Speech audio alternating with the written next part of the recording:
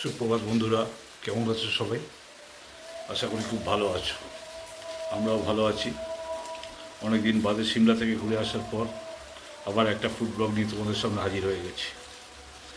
দেখো, রেমালের ধাক্কায় যখন সারা বাংলা বিপর্যস্ত হয়ে পড়েছে, আমরাও আতঙ্কিত হয়ে পড়েছিলাম, কিন্তু আমাদের রান্নাঘরে সে আতঙ্ক প্রবেশ করতে পারেনি।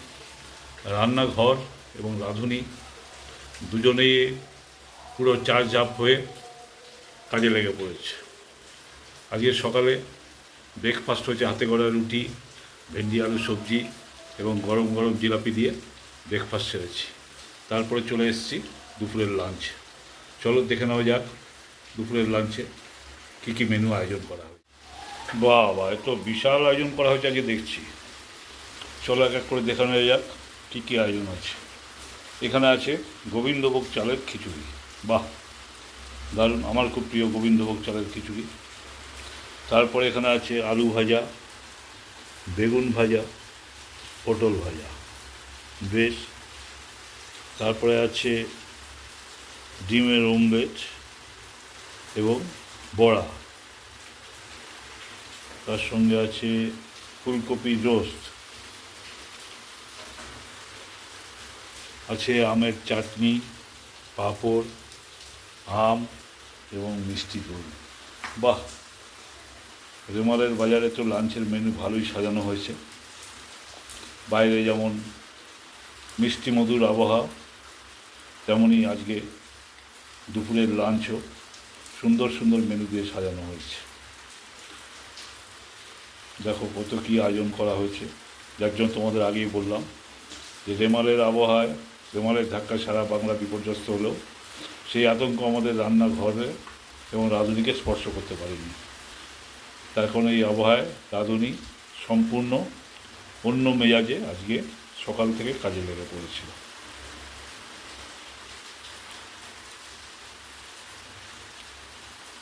খিচুড়িটা তো দেখে মনে হচ্ছে খুবই ভালো হয়েছে, না খেলে বোঝা যাবে না। গাছ পাকা আম পেয়েছিলাম আজ তালপুকুর বাজারে, খুবই ভালো হিমসাগর আম, যদিও একটু বেশি পেকে গেছে, কিন্তু এর গাছ পাকা আমের স্বাদই অন্যরকম।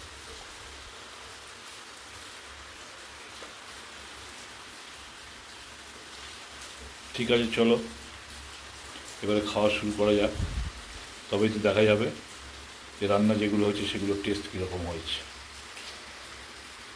এরপরে আবার ওয়েদার যদি ভালো থাকে তাহলে বিকেলে স্ন্যাক্সের একটা ভিডিও হবে, আর রাতের ডিনার সঙ্গে থাকবে।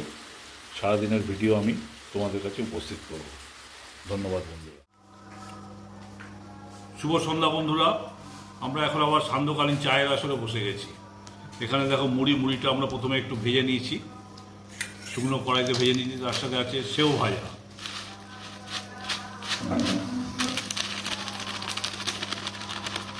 আজকে যা ওয়েদার সেই অনুযায়ী খাওয়া হবে, দেখেছো?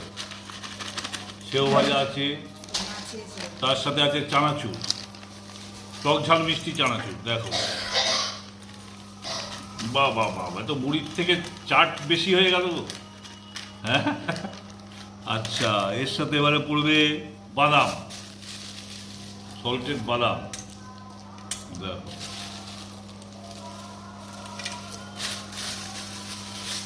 আর আছে কাঁচা পেঁয়াজ আর কাঁচা লঙ্কা। আরও কিছু বোধহয় আসছে, রান্নাঘর থেকে গন্ধ পাচ্ছি, মনে হচ্ছে আরও কিছু আসছে। দেখি কি এসছে। আরে বাবা, সিঙ্গাড়া চলে এসছে, দেখো গরম গরম সিঙ্গাড়া। এই দিয়ে এখন আমাদের চায়ের আসর বসবে।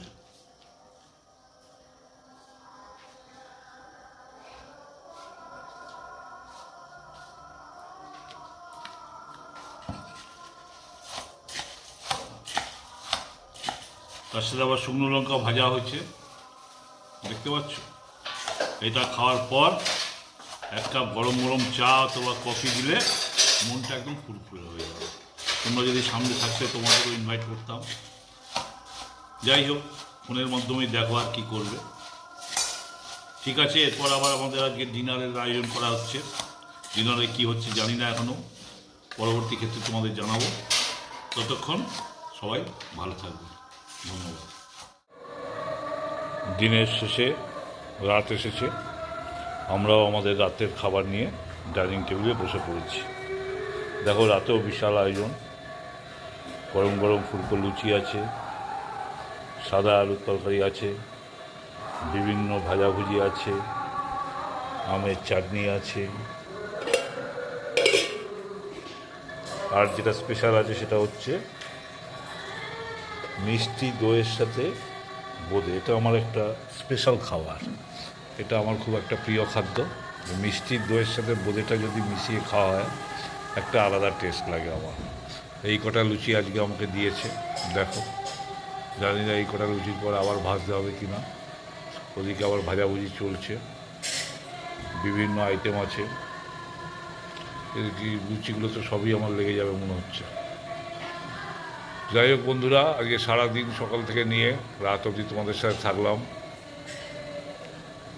ভিডিওটা বানালাম।